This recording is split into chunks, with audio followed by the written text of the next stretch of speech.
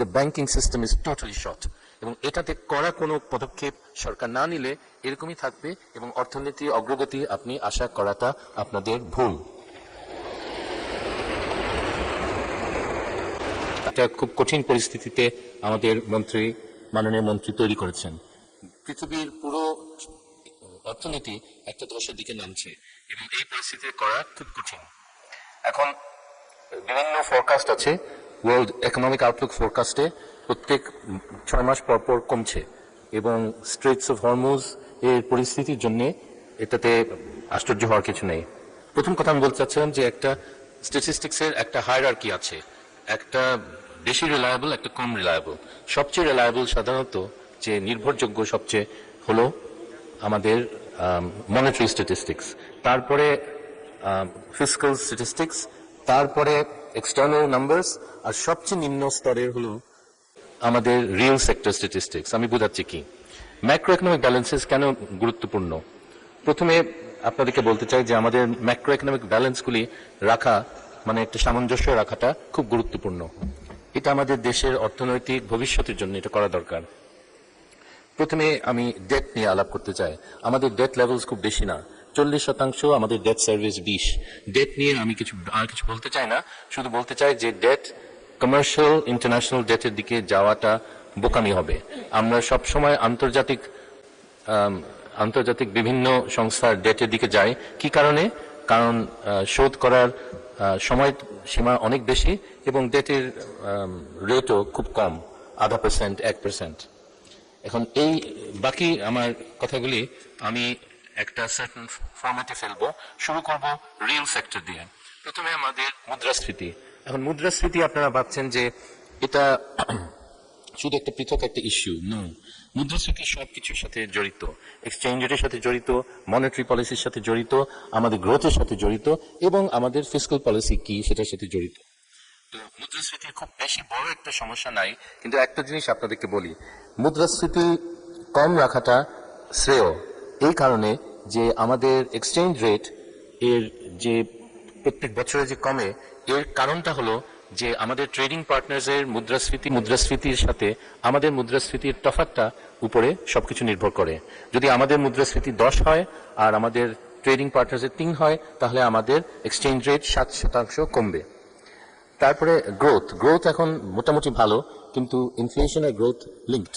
আমরা লো ইনফ্লেশন আর লো গ্রোথ যদি চাই, আমাদের ইতিহাসে একবারই হয়েছে অনেক আগে, তখন মুদ্রাস্ফীতিও কম ছিল আর আমাদের গ্রোথও ভালো ছিল। এখন লেবার এন্ড ওয়েজেস, এইগুলি আমাদের শ্রমজীবীদের বেতনের একটা গুরুত্বপূর্ণ একটা প্রভাব পড়ে মুদ্রাস্ফীতির। সবচেয়ে ভালো অবস্থা কখন জানেন?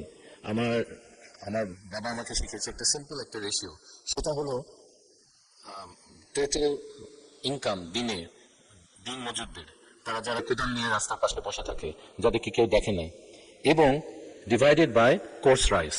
যেমন দিন মজুরের যদি বেতন 140 টাকা হয় আর সস্তা চালের দাম যদি 20 টাকা হয়, সে 7 কেজি বাসায় নিতে পারবে। এই রেশিওটা খুব খেয়াল করতেন উনি, কারণ উনি দেখতেন যে দিন মজুরের জন্য এটা খুব গুরুত্বপূর্ণ, এবং আমাদের সরকার জনগণের সরকার হওয়ার কথা, আমাদেরও তো এটা দেখা উচিত। ইনকাম ডিস্ট্রিবিউশন, আমাদের বৈষম্যের কথা বড় বড় বক্তৃতা অনেকে শুনেন, কিন্তু গত সরকার এটা নিয়ে কোনো কাজ করেনি।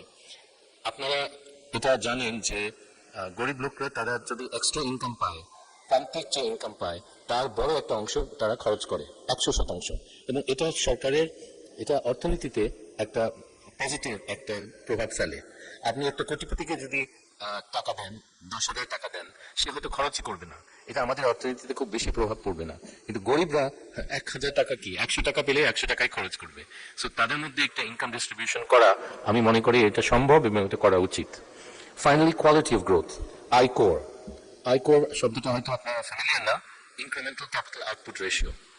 কতটুকু ক্যাপিটাল দিলে আমার গ্রোথ বাড়বে, এটা খুব গুরুত্বপূর্ণ।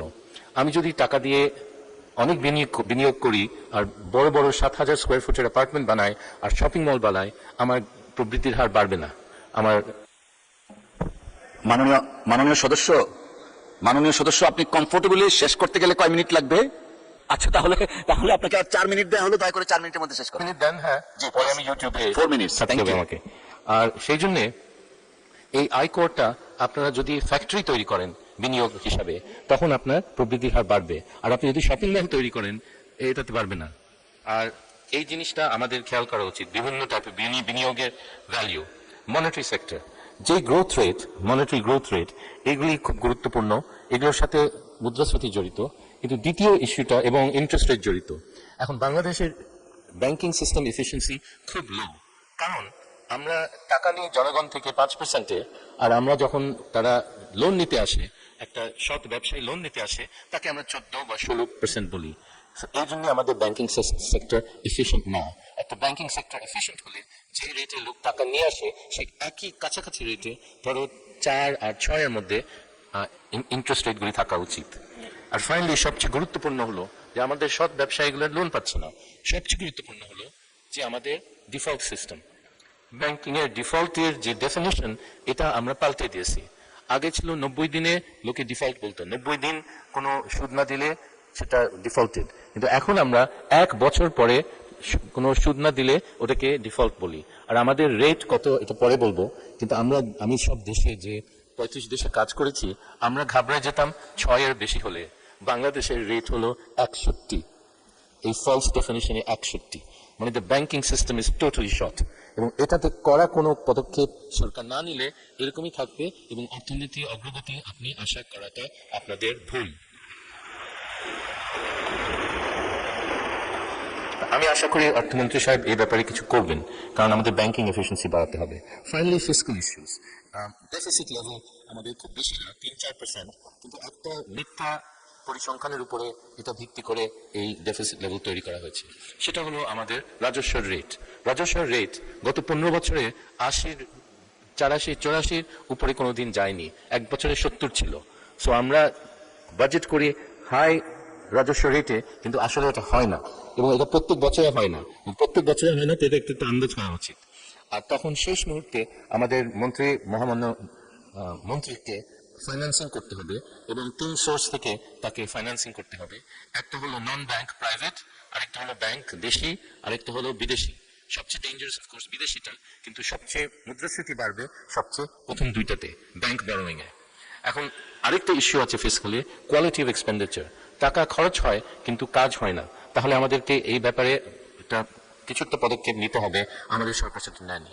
ফাইনালি আমি জাস্ট কংগ্রাচুলেট করতে চাই আমাদের মন্ত্রীকে, যে মহামান্য মন্ত্রীকে। ধন্যবাদ মাননীয় সদস্য for your great contribution budget ডিসকাশনের জন্য। অসংখ্য